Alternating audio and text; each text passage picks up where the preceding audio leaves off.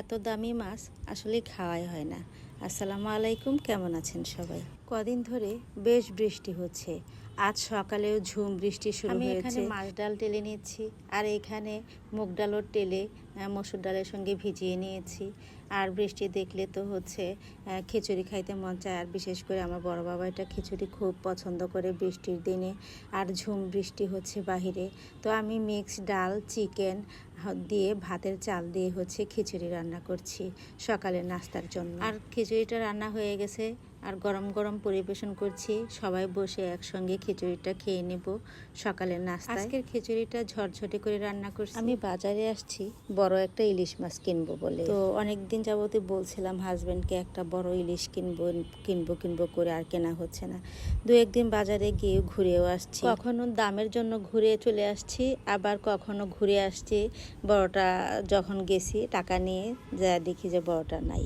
তো এভাবে ঘুরতে ঘুরতে এবার হচ্ছে অন্যান্য মাছ কিনতে গেছি।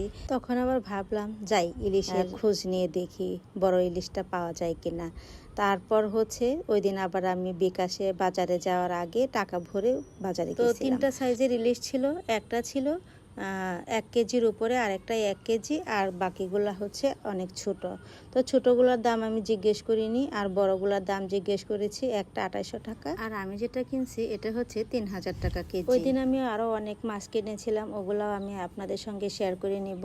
তো যেদিন আমি ইলিশটা কিনেছি ওই দিন ইলিশটা আমি রান্নাই করিনি, রেখে দিয়েছিলাম ফ্রিজে। তো আজকে ছুটির দিন, আজকে বের করে নিলাম। আমার মতো মধ্যবিত্তদের এত দামি ইলিশ খাওয়া আসলে একটা স্বপ্নের মতো, কারণ হচ্ছে এই ইলিশ তো সবসময় খাওয়া কোনোভাবেই আমার পক্ষে সম্ভব না।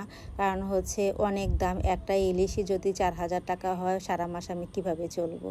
তো হচ্ছে সব সময় তো আর খাওয়া হয় না। আর একটা সময় অনেক ইলিশ কিনতাম, সংরক্ষণ করে রাখতাম। এখন আবার তাও করি না, যখন মন চাই কিনে খেয়ে ফেলি সঙ্গে সঙ্গেই।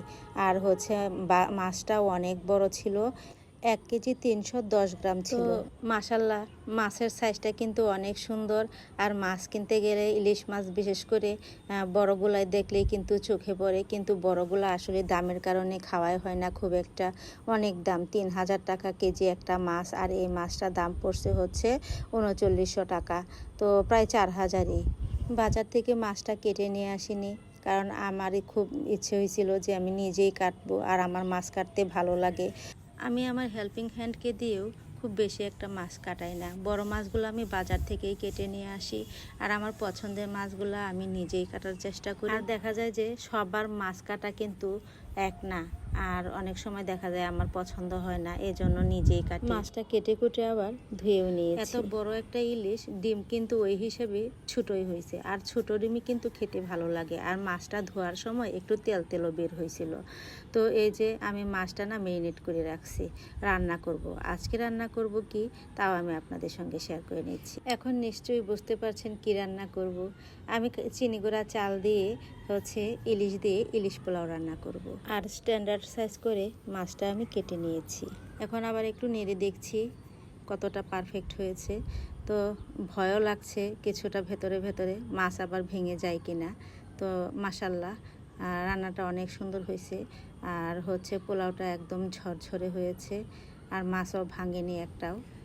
তো কথা বলতে বলতে আমার ইলিশ পোলাওটা হয়ে গেছে মাশাল্লাহ। তো আজকে আবার হাজব্যান্ড অনেকগুলো মুরগি নিয়ে আসছিল, ওগুলা কাটাকাটি করে গুছিয়ে রাখতে গিয়ে আমার অনেক সময় লেগে গেছে, আর ইচ্ছেও করলো না কিছু করতে। তো তারপরে আমার বাবাদেরকে বলছিলাম যে হচ্ছে একটা ডিমের আইটেম করি বা হচ্ছে পটল ভাজি করি। পরে ওরা বললো যে না থাক, আজকে আর কিছু করতে হবে না, এগুলাই থাক। আর সকালেরও কিছুটা খিচুড়ি রয়ে গেছে। এই ছিল আমার আজকের ছুটির দিনের ব্লগ। কেমন লাগলো আমার ভিডিও কমেন্ট করে জানাবেন। আজকের মতো এখানেই শেষ করছি। আল্লাহ হাফেজ।